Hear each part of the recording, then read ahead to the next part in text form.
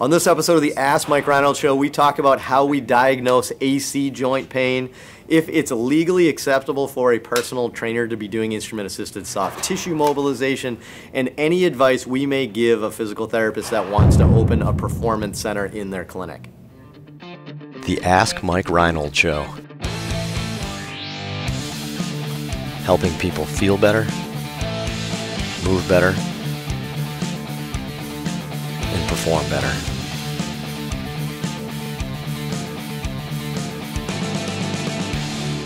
Welcome back, everybody, to the latest episode of the Ask Mike Reinold Show. I'm up here at Boston. I'm in Boston at Champion PT and Performance, right? Here with Lenny McCrean, Dave Tilley, Dan Pope, Mike Scaduto. We are ready to roll for another episode, trying to get one more in today for us here. Our student extraordinaires. What's the plural of extraordinaires? Extraordinaires. Extraordinary students. Our extraordinary students today, we have John LaRue. LaRue is on fire. Actually, maybe it's not a nickname, maybe it's a call to action. Like we do that. So we got LaRue from Kelly Clarkson University up in upstate New York. It's a great place. We have Brooks Klein from UNLV. Brooks, we still haven't figured out a nickname. Klein. Brooksby Village, the hottest place on earth. What are you talking about? Is it a jiggle for a retirement home up in Beverly, Massachusetts? All right, Klein, take it away. All right, first up, Jim from Portland, Oregon. I have heard Lenny mention AC joint pathology with younger athletes that included a finding superficial AC tenderness, especially those who did a lot of overhead pressing. How do you do the differential diagnosis for AC pain? Twitter rant. Love it. All right, so what did I say? Len, who's talking about you? Do you want to after this is a good Dan Pope question, but Yeah. how do we differential diagnose AC pain? Yeah, I mean, we see a decent amount, meaning like it's diagnosed incorrectly as like a rotator cuff impingement pathology, and then you start diving a little deeper into the history and the location of the pain, meaning the location is going to be more anteriorly.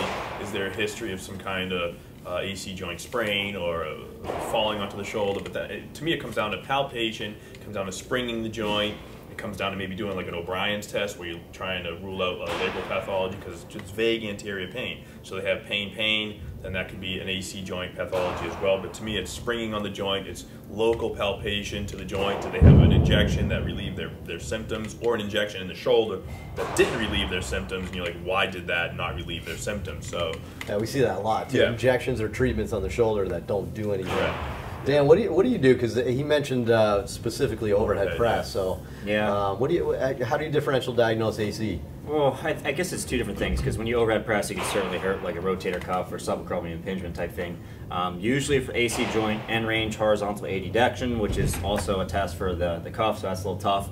End range flexion could potentially bug people too, which again, that could be cuff related. Also, a lot of times it's the injury or the exercise that potentially irritated. So a lot of like wide grip bench press can irritate the AC joint, sometimes deep dip type stuff. So more of overhead press, I would automatically start thinking more kind of rotator cuff pathology.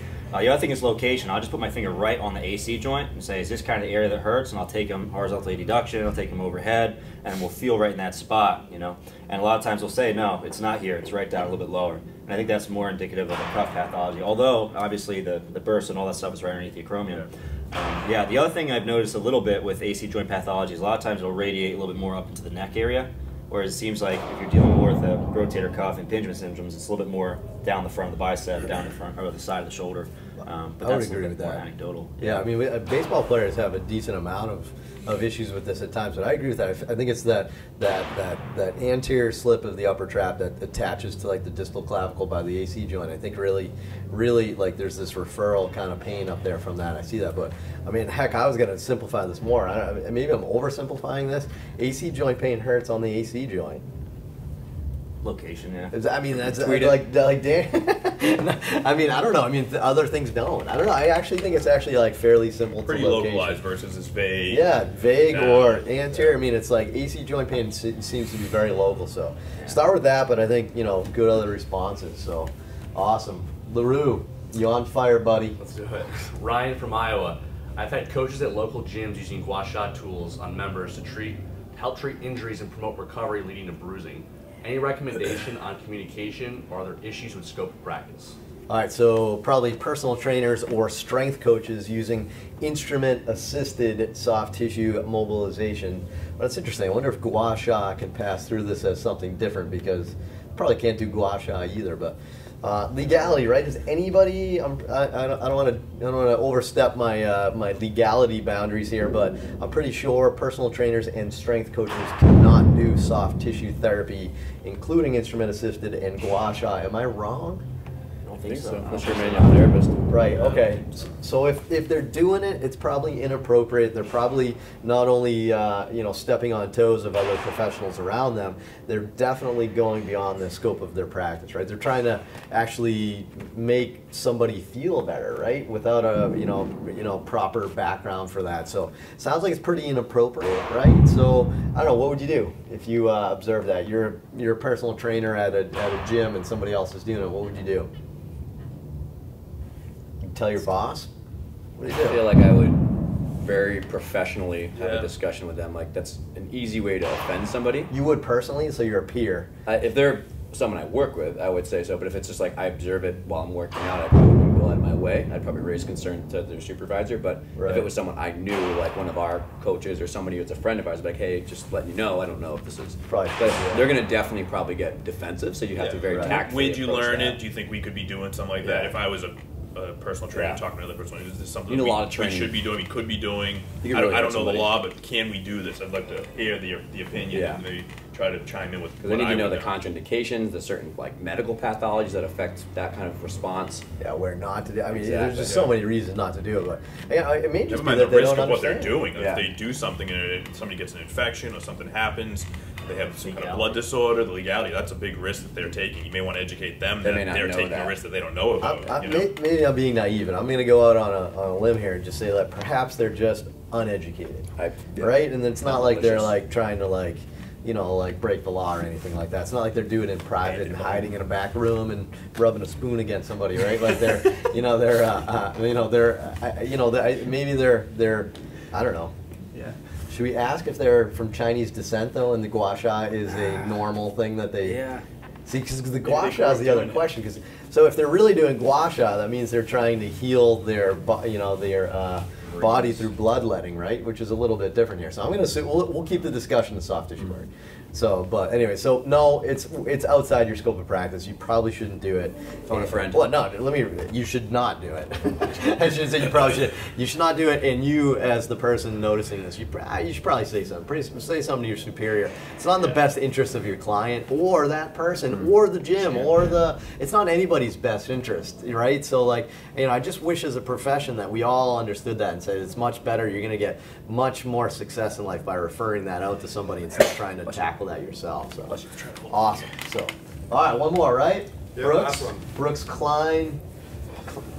Nothing's not Kleinfeld. BK. Calvin Klein. BK. Lounge. Calvin. All right, last one. What do we got? Brock from Ontario. Love the podcast. Really appreciate hearing your views on such a variety of topics within our field. My business partner and I are currently in the process of building a new and fairly large clinic, and I hope to begin to expand into the performance end of things as well. In setting up your clinic, what are some of the things you are most pleased with and some you would change?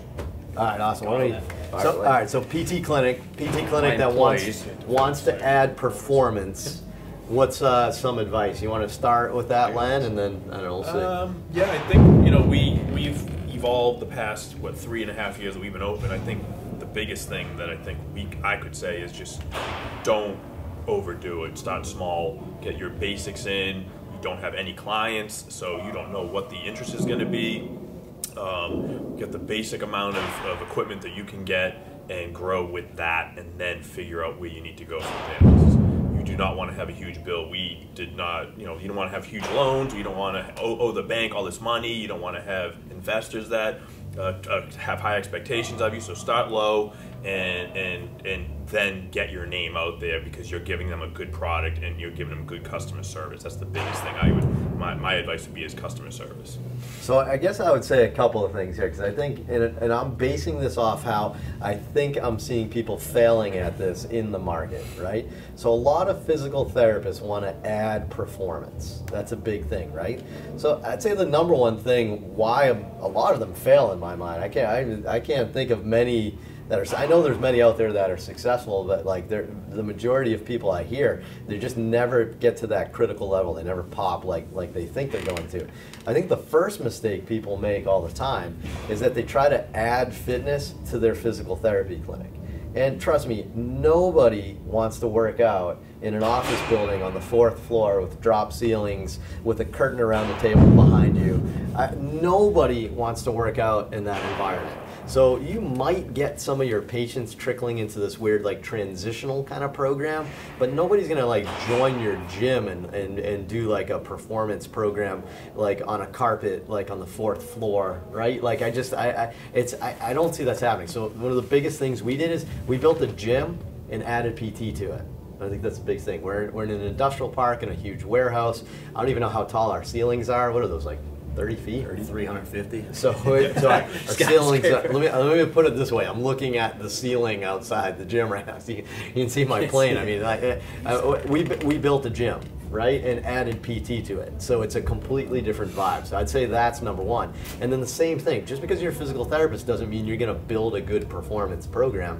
We hired great strength coaches to come in here and help design, build this place and perform the programs, not physical therapists, right? And I think it's great that we're all working together, and I think we're a better team and we're a better facility because we're collaborating on that. But I think, again, a physical therapist trying to say like, well, I'm gonna build a great performance program, it's just not going to work. I don't know. It's going to be a very exceptionally gifted person that has the ability to really think in all these different directions. But that's not the best use of your time anyway. You should be in the physical therapy side anyways. Hire good people to run the performance that are experts at the performance. Right? So don't assume you know everything because you're a physical therapist. You don't.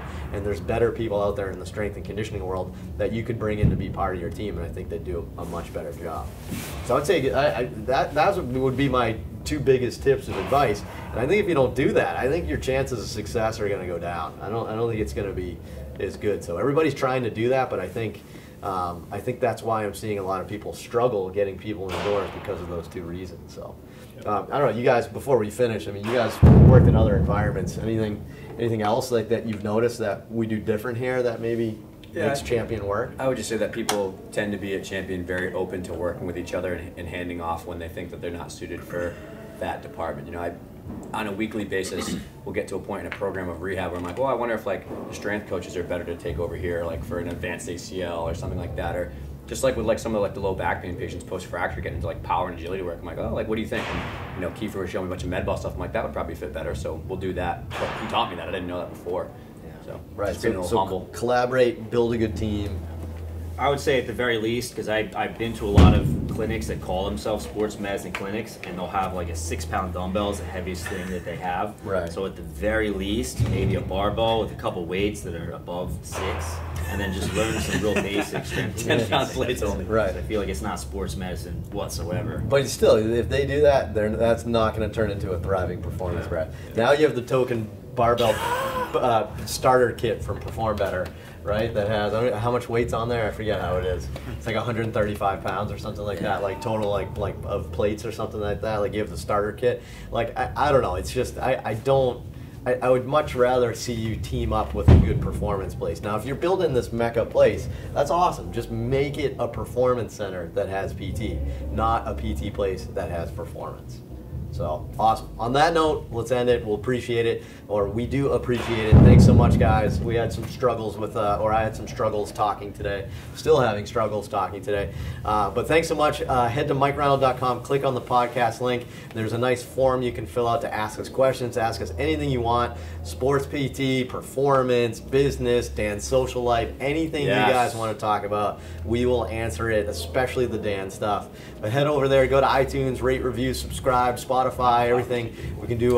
We can get you on a lot of different platforms now. We're multi-dimensional platforms on the podcast. So thanks so much, guys, and we'll see you guys on the next episode.